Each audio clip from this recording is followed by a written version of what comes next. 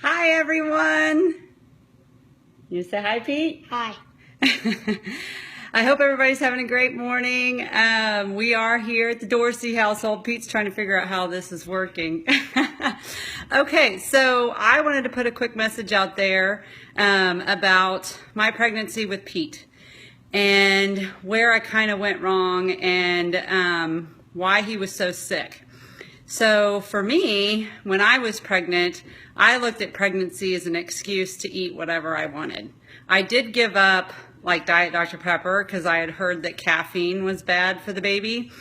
But then I substituted that with things like root beer or, orange pop or grape soda because it didn't have caffeine in it, but it was loaded with sugar.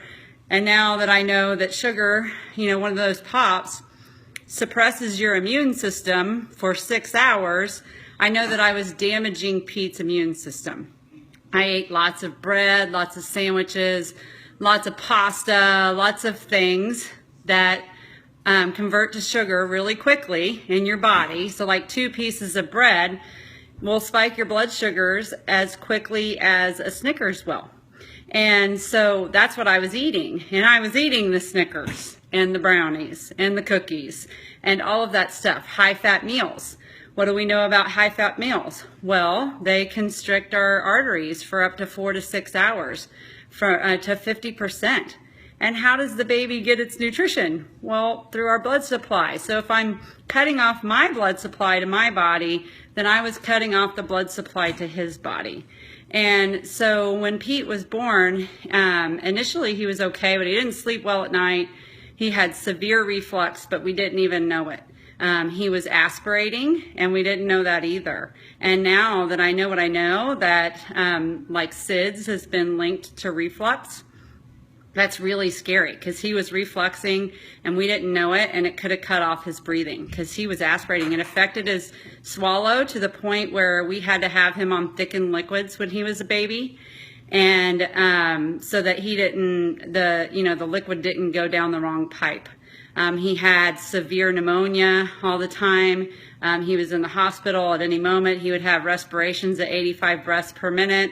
And he had RSV twice, he had asthma, he had constipation, he was sick, right? And why was that? Well, when I was pregnant with him, I was feeding his body full of things that were literally harming his gut and harming his immune system. So when he came out, and I almost lost Pete when I was pregnant.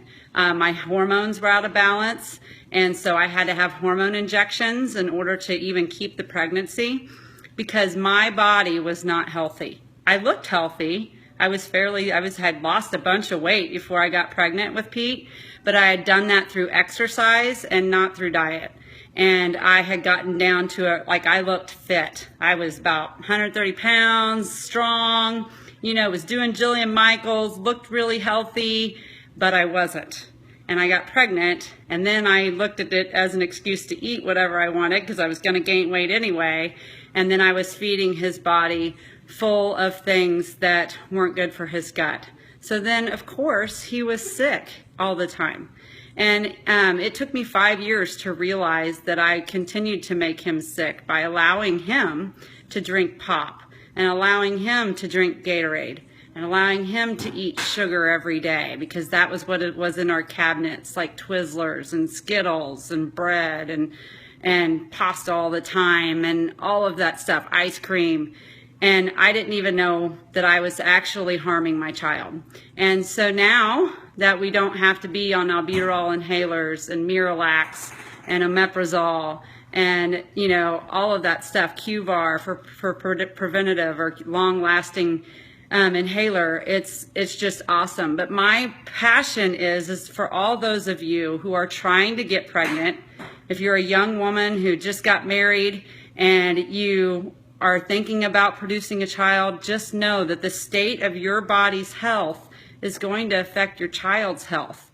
Don't look at pregnancy as an excuse to eat whatever you want. Every time you eat sugar when you're pregnant, not to say that you have to go completely off of it, but I would get as much out of it of my diet as I could. Every time you eat sugar, you are suppressing you and your child's immune system. And so if you're eating a lot of it, then that's what's happening. And no wonder so many babies are on antibiotics all the time, or have ear infections, or all of this stuff. I mean, why are so many kids having asthma? I mean, it's crazy how many kids have asthma. And it's because they're coming out already inflamed and with weakened immune systems. So flood your body with whole food nutrition. You know, the other thing that I thought when I was pregnant was, oh, I've got that prenatal vitamin to back me up. But guess what? That prenatal vitamin was really I probably wasn't even absorbing it. Is there one research study on the prenatal vitamin I was taking that actually says that I was absorbing it in the first place? No.